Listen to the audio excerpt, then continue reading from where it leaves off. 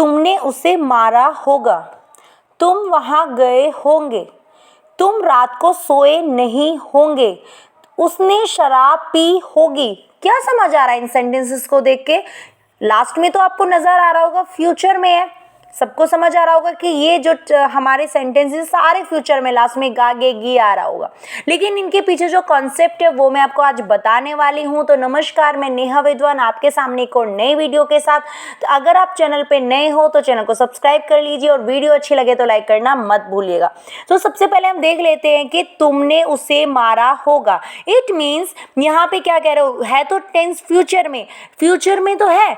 जैसे कि अगर आप बोलना चाहोगे कि मैं उसे मारूंगा, ठीक है, और तुमने उसे मारा होगा, दोनों में क्या डिफरेंस है? मैं उसे मारूंगा इट मीन्स मैंने उसे अभी मारा नहीं है, मैं उसे मारूंगा। बात फ्यूचर में होगी, तो अगर बात फ्यूचर में होगी तो वो फ्यूचर इंडेफिनिट में बनेगा। लेकिन अगर पास्ट में हम इसकी क्या कर रहे हैं, हम यहाँ पे पास्ट में इसके लिए क्या कर रहे हैं, इन्फ्रेंस कर रहे हैं। इन्फ्रेंस का मतलब होता है अनुमान लगा रहे हैं कि ये काम हुआ होगा।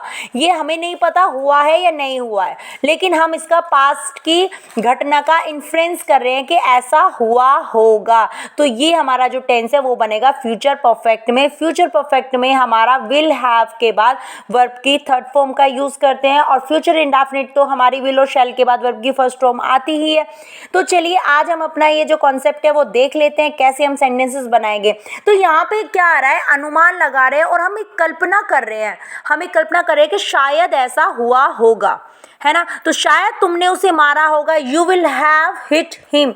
यू सब्जेक्ट हो गया, विल हैव हमारी क्या हो गई, फ्यूचर परफेक्ट की हेल्पिंग वर्ब हो गई, और वर्ब की थर्ड फॉर्म हम फ्यूचर परफेक्ट में लगाते ही हैं। तो यू विल हैव हिट की तीनों फॉर्म हिट ही होती है, first second and third form hit ही होती है। तो you will have hit him. Clear? यहाँ पे तुम वहाँ गए होंगे, इट मीन्स शायद तुम वहाँ गए होंगे। हम मुझे नहीं पता है, मैं इन्फ्रेंस कर रही हूँ, मैं बस अनुमान लगा रही हूँ कि तुम वहाँ गए होंगे। तो you will have gone there। तुम रात को सोए नहीं होंगे, इट मीन्स मैं अनुमान लगा रही हूँ कि शायद तुम रात को सोए नहीं होंगे। तो you will not, helping verb के बाद हम नॉट लगा देते हैं, तो you will not have slept at night। उसने शराब पी होगी, he will have drunk, drink की second third form drunk, he will have drunk wine। I hope आपको बिल्कुल अच्छे से समझ आ गया होगा कि जब कोई काम फ्यूचर में होने वाला है तो वो आप फ्यूचर इंडेफिनिट में लगाओगे, और अगर आप अनुमान लगा रहे हो, आप इन्फ्रेंस कर रहे होगे ये काम हुआ होगा, तो आप फ्यूचर परफेक्ट का यूज़ करोगे। तो मिलते हैं नेक्स्ट वीडियो में। Have a nice day.